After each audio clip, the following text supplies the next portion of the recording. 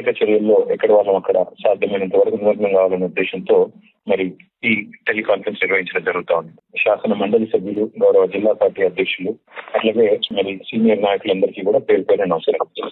ఈ రోజు, నిన్న, అదే విధంగా ఇంకొక 2 days పాటు రాష్ట్రంలోని చాలా ప్రాంతాల్లో భారీగా వర్షాలు పడబోతున్నాయని చెప్పేసి మనకు సూచనలు ఉన్నాయి. వెదర్ డిపార్ట్మెంట్ నుంచి కూడా చాలా డీటెయిల్డ్ ఫోర్కాస్ట్లు కూడా ఉన్నాయి.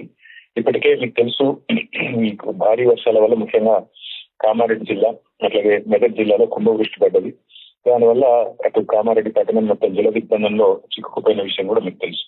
దాని తర్వాత సహజంగానే కిందికి ఏదైతే మరి నీళ్ళు వస్తాయో, ఇటు రాజన్న సిరిసిల్ల జిల్లా కానీ, అటు సిద్దిపేట జిల్లా కానీ, ఇంకా ఇతర జిల్లాలకు కూడా విపరీతంగా వరదలు లేదా వరద లైక్ సిచ్యువేషన్ కూడా వచ్చే ఆస్కారం ఉందని కూడా చెప్తా ఉన్నారు. ఉమ్మడి నల్గొండ జిల్లాలో కూడా చాలా చోట్ల సూర్యాపేట, నల్లగొండ, భువనగిరి, యాదగిరిగుట్ట, ఆలేరు, రాజపేట, మూటకొండూరు, తుర్కపల్లి, బొమ్మల రామారం ఇక్కడ కూడా బాగా భారీ వర్షం పడ్డది. వికారాబాద్ జిల్లాలో కూడా కోట్పల్లి ప్రాజెక్టు మరి అలుగు దుంకుతా ఉంది కాబట్టి వరద బాగా పెద్ద ఎత్తున ఉన్నది. అయితే సిద్దిపేట జిల్లాలో కూడా గజ్వేలు, మెదక్, తొగుట ఈ ప్రాంతాల్లో, దౌలతాబాద్ ఇక్కడ కూడా వర్షం పెద్దగా పడ్డది. ఉమ్మడి మెదక్ జిల్లాకు కూడా వాతావరణ శాఖ హెచ్చరిక జారీ చేసింది. మాంజీల నదికి కూడా భారీగా వరద వస్తుందని చెప్పి కూడా అంచనా వేస్తున్నారు.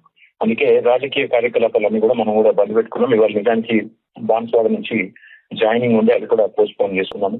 అదేవిధంగా అందరం కూడా సహాయక చర్యల్లో ఎక్కడ వాళ్ళం అక్కడ సాధ్యమైనంత వరకు నిమగ్నం కావాలనే ఉద్దేశంతో మరి ఈ టెలికాన్ఫరెన్స్ నిర్వహించడం జరుగుతా ఉంది. ఇవాళ రాత్రి కూడా మరి మెదక్, కామారెడ్డి, నిజామాబాద్, నిర్మల్ భారీ నుంచి అతి భారీ వర్షాలు వస్తాయని చెప్పి కూడా వాతావరణ శాఖ హెచ్చరిస్తా ఉంది. రాబోయే 4 రోజులు కూడా మెదక్, కామారెడ్డి, నిజామాబాద్, నిర్మల్లో అతి భారీ వర్షం అని, అట్లాగే జగిత్యాల, కొమరంభీం, రాజన్న సిరిసిల్ల, ఆదిలాబాద్, కరీంనగర్, పెద్దపల్లి, భూపాల్పల్లి, ములుగు, మహబాద్, వరంగల్ ఇక్కడ కూడా భారీ నుంచి అతి భారీ వర్షాలను ప్రిడిక్ట్ చేస్తున్నారు. మిగతా అన్ని జిల్లాల్లో కూడా వర్షం సూచనలు ఉన్నాయి. ఆ రిక్వెస్ట్ ఏమంటే, దయచేసి మనము నిజానికైతే మనం గవర్నమెంట్ లో ఉన్నప్పుడు ఎప్పుడైనా ఇట్లాంటి పరిస్థితి వచ్చేదంటే ముందస్తు ప్రణాళికలు ఉంటుండే. ఎప్పటికప్పుడు ముందే కేసీఆర్ గారు మరి అధికారులను అప్రమత్తం చేసి అధికార యంత్రాంగాన్ని మొత్తంగా మరి సూక్ష్మమైన విషయాల మీద కూడా దృష్టి పెట్టి ఎన్డీఆర్ఎఫ్, ఎస్డీఆర్ఎఫ్ ఇట్లాంటి విభాగాలతో కూడా సమన్వయం తీసుకుంటూ ముందుకు పోయేటోళ్ళు. కేసీఆర్ గారు ఒక్కరే మరి నిర్వహించడమే కాకుండా సమీక్ష అందరి మంత్రులను కూడా ముందే అది అలర్ట్ చేసి ఎక్కడికక్కడ జిల్లాల వారీగా సమీక్ష సమావేశాలు, ఎక్కడికక్కడ ముందే ప్రణాళికలు రూపొందించుకొని అవసరమైతే ప్రజల్ని లోతట్టు ప్రాంతాల నుంచి తరలించడం, అట్లాగే ఏమన్నా ఎక్కడైనా డిజాస్టర్ జరిగితే కూడా వెంటనే అందరూ ఎస్డీఆర్ఎఫ్ కానీ, ఎన్డీఆర్ఎఫ్ కానీ, అవసరమైతే హెలికాప్టర్లు కానీ, మంచిర్యాల జిల్లాలో, భూపాలపల్లి జిల్లాలో హెలికాప్టర్లతో కూడా మనము ప్రజల ప్రాణాలు కాపాడిన ఎన్నో సందర్భాలు మన కళ్ళ ముందటనే ఉన్నాయి.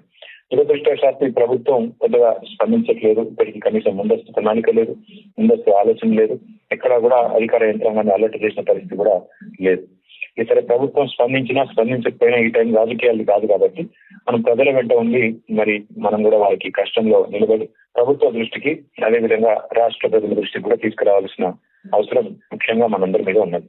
కార్యకర్తల నుంచి ప్రజాప్రతినిధుల వరకు. నిన్న నేను కామారెడ్డిలో చూసినాను, మన యూత్ విభాగం పిల్లలు, మన శశాంక్ గంప, మన గంప గోవర్ధన్ గారి అబ్బాయి, వాళ్ళ టీం అంతా కూడా మరి ట్రాఫిక్ జామ్ అయిపోతే ఎక్కడికక్కడ వాళ్ళకి అక్కడ నిలిచిపోయిన వాళ్ళకు, వాహనాలకు కూడా వాటర్ బాటిల్స్, అట్లాగే కొన్ని బిస్కెట్ ప్యాకెట్లు ఇవన్నీ కూడా వాళ్ళు కూడా అందజేసినారు.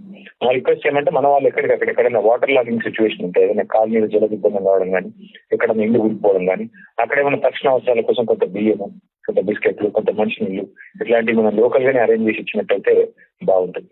ఎక్కడైనా తీవ్రమైన సిచ్యువేషన్ ఉంటే స్థానిక అధికారులను కూడా వెంటనే అలర్ట్ చేసి మన పార్టీ వైపు నుంచి కొంత అవసరమైన మేరకు, చేయగలిగిన మేరకు మరి భోజనం కానీ, లేదా మంచినీళ్ళు కానీ, లేదా ఇతరత్ర జనరల్ సహాయం కానీ ఇవన్నీ కూడా చేసినట్టయితే బాగుంటుంది. ఎక్కడైనా మన వాళ్ళు డాక్టర్లు ఉన్నట్టయితే కొన్ని మెడికల్ క్యాంపులు కూడా తక్షణ రిలీఫ్ కోసం ఏర్పాటు చేసుకుంటే బాగుంటుంది. కాబట్టి దయచేసి మీరందరూ కూడా ఎక్కడ వాళ్ళు అక్కడ, మనం పెద్దలు కేసీఆర్ గారు కూడా పొద్దున్న నుంచి అందరూ చాలా మంది నియోజకవర్గాల ఇన్ఛార్జీలతో కూడా వ్యక్తిగతంగా మాట్లాడుతున్నారు. మరి వారు కూడా మనం చేసే ప్రతి కార్యక్రమాన్ని గమనిస్తా ఉన్నారు. కష్టాల్లో ఉన్న ప్రజల్ని కాపాడుకోవడం మన ఉద్దేశం కాబట్టి మనందరం కూడా ఎక్కడ వాళ్ళం అక్కడ ఈ సహాయక కార్యక్రమాల్లో నిమగ్నం కావాలని చెప్పి కూడా మిమ్మల్ని రిక్వెస్ట్ చేస్తా ఉన్నాం.